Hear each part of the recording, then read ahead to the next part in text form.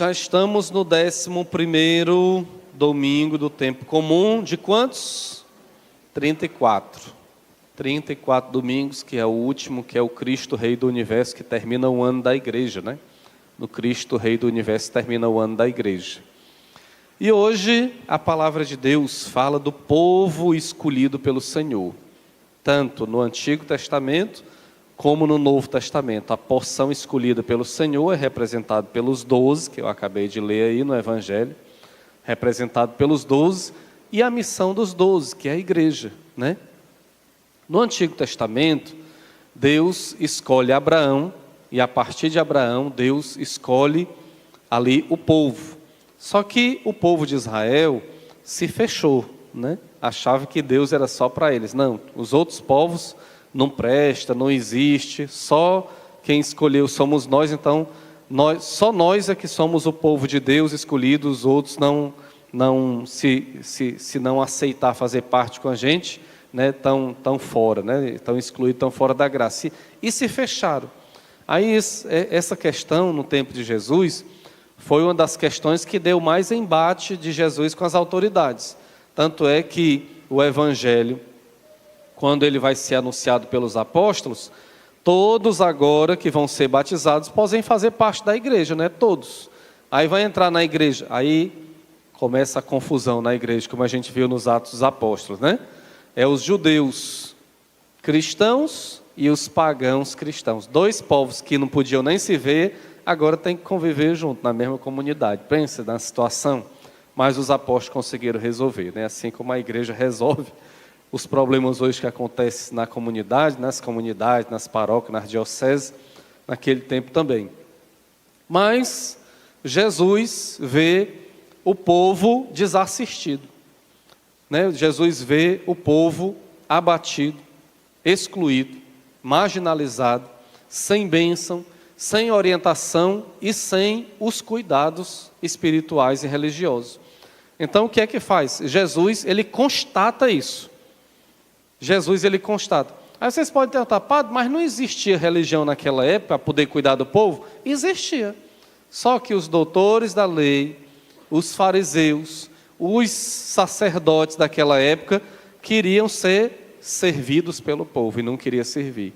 E além de eles se aproveitarem, quererem ser servidos pelo povo, que isso era o que Jesus mais criticava, eles diziam que era o que o povo tinha que fazer, mas eles não faziam.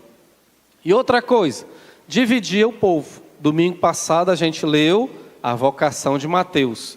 Então, para as autoridades religiosas da época, existiam aqueles que eram bons, que eram os santos, e existiam aqueles que já eram rotulados como pecadores, como Mateus. Aí Jesus ia ao encontro desses, que os religiosos não queriam, que os religiosos excluíam. Então Jesus constata, olha a situação do evangelho de hoje. Jesus constata que o povo está como ovelhas sem pastor. Aí qual é a solução que Jesus dá? A messe é grande, mas os trabalhadores são poucos. Pedi ao Senhor da messe que envie trabalhadores para a colheita. Então o que é que a gente tem que fazer? Duas coisas. Eu acho que a primeira, muitos fazem muito bem. E a segunda, o povo de Deus, a maioria, deixa a desejar. Primeiro, o que é que Jesus pede? Para rezar, para que Deus possa providenciar mais pastores. Rezar, o povo quer padre, né? E aqui na comunidade, as missas estão lotadas no domingo, era para ter mais missa, era para ter mais... Não, mais missa não, porque só tem 3 padres aqui, já tem missa demais para os padres, né? Mas era para ter mais padres. O povo diz assim, era para ter mais padres para a gente poder ter mais missa. O povo diz assim. Só que o povo, Jesus diz, olha, pedi ao Senhor da messe. Então a gente tem que rezar, pedindo a Deus para ter mais padres. Mas é só rezar? O povo rezando, Deus vai enviar os padres já pronto do céu, com filosofia, com teologia, já tudo pronto? Claro que não. Os padres vão sair da onde? De dentro da casa de vocês. É os filhos e as filhas de vocês que vão ser os padres e as freiras. Agora, aí vem o problema. Para que isso aconteça, A família tem que educar os filhos na fé, para que isso aconteça. Um exemplo, eu vou dar um exemplo muito bom. Aqui no altar, para servir o Senhor, era para estar cheio dos filhos de vocês. Era para estar cheio de coroinha. Mas tem pai e mãe que não se interessa muito por isso. Não se interessa. Não precisa não, é besteira isso aí, tudo e tal.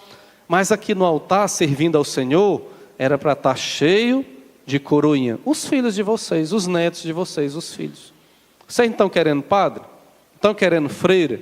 Não estão querendo mais pastores? Pois os pastores vão sair de dentro da casa de vocês. De dentro da casa de vocês. Agora precisa cultivar a vocação. Lógico que a nossa vocação é de sermos santos. A vocação ministerial, ela vem depois. Você não vai cuidar dos seus filhos para poder ser padre, para poder ser freire. Cara, não. Você vai cuidar dos seus filhos para poder serem santos. Para você ser santo. Você vai ser santo padre, ou freira, ou casado, ou solteiro na missão, aí é Deus quem vai chamar. É Deus quem vai chamar. Mas tem que ser trabalhado, cultivado, essa espiritualidade dentro de casa. Como, padre, que tem que ser cultivado? Através da oração. Tem até um canal que eu gosto muito, vou passar para vocês, é Bento Formação Católica. Alguns de vocês devem conhecer, Bento Formação Católica. Tem um casal lá que tem 4 filhos. O mais pequenininho, a pequenininha é a Tereza, né? A TT. A menina sabe de tudo da igreja. 2 anos. 2 anos a menina sabe de tudo da igreja. Porque os pais ensinam e educam nos caminhos de Deus, no caminho da fé. Tem muitas famílias que quando fala que os filhos têm vocação de ser padre, de ser freira, tem muito pai e mãe que diz assim, Deus me livre. Eu quero que meu filho seja um advogado, seja um médico, seja um juiz, que também é bom, mas às vezes a pessoa visa só o quê? Não, é o dinheiro, é o status, né? É o dinheiro, é o status. Como o padre não tem, né? Tinha, né? Antigamente o padre tinha status. Hoje, nas redes sociais, né? Tá difícil ser padre hoje, mas é a vocação, é o chamado de Deus, né? A vocação é o chamado de Deus. Então, meus irmãos, tem que ser cultivada essa vocação dentro de casa. E hoje, muitos jovens estão com crise vocacional porque não foi trabalhado a vocação em casa desde criança. Muitos jovens hoje estão com crise vocacional. Hoje o jovem com 20 anos, com 25 anos, já está na 3ª ou na 4ª graduação, que começou e não terminou. Aí tenta uma, aí tenta outra. Aí tenta uma, tenta outra. Por quê? Por que acontece isso? Porque os pais trabalharam só o ofício na vida do filho. O ofício é o quê? A profissão. Trabalhou só a profissão, mas não trabalhou a vocação. Profissão é tudo. Tudo isso que a gente estuda, que a gente faz faculdade de estudo, isso aí é ofício, isso aí não é vocação. Às vezes a pessoa diz assim, eu tenho a vocação de ser médico, eu tenho a vocação de ser advogado, eu tenho a vocação de ser professor. Não, isso aí é um ofício. Isso aí é um ofício. Vocação, vocare, é um chamado de Deus. É um chamado de Deus. No ofício onde você está, você vai exercer a sua vocação como seguidor de Jesus e como santo, como um evangelizador. Por que um ofício não é a vocação? Porque um ofício você vai estudar. Eu quero ser médico. Você estuda lá o livro, passa 8 anos, 10 anos estudando. Aí você vai colocar em prática aquilo que você estudou, aquilo que está no livro. Vocação não está no livro. Ser santo não está em livro, não é o manual.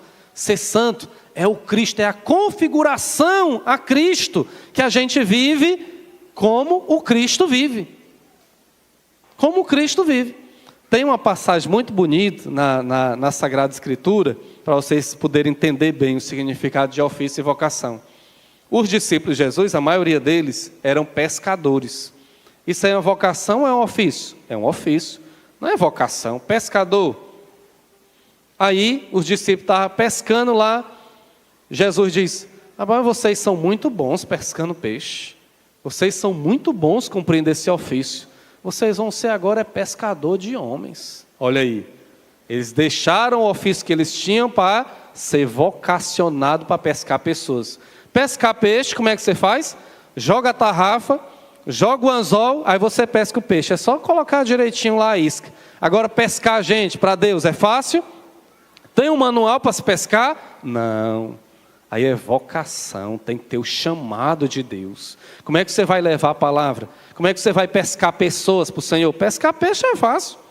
Agora pescar pessoas, que é o mais difícil, aí é vocação, aí é um chamado para tocar no coração das pessoas, para que Deus possa entrar na casa, na vida das pessoas, do esposo, da esposa, dos filhos, e vir para a caminhada do Senhor, aí é vocação, aí é um chamado. Aí vejo como está faltando ainda nas famílias a educação espiritual. Porque hoje, eu falo sempre nos batismos que eu celebro aqui, hoje os pais se preocupam muito com a formação acadêmica do filho, né? Se tiver um dinheirinho a mais, o que é que você vai fazer?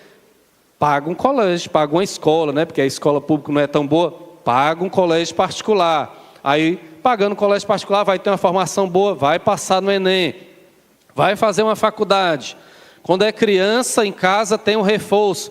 Todo dia ou toda semana, você se senta com seu filho em casa, porque você quer o melhor para o seu filho, né? Você quer o melhor. Aí você se senta em casa para estudar o português, a matemática, a geografia, a história, literatura, isso, aquilo, inglês, espanhol.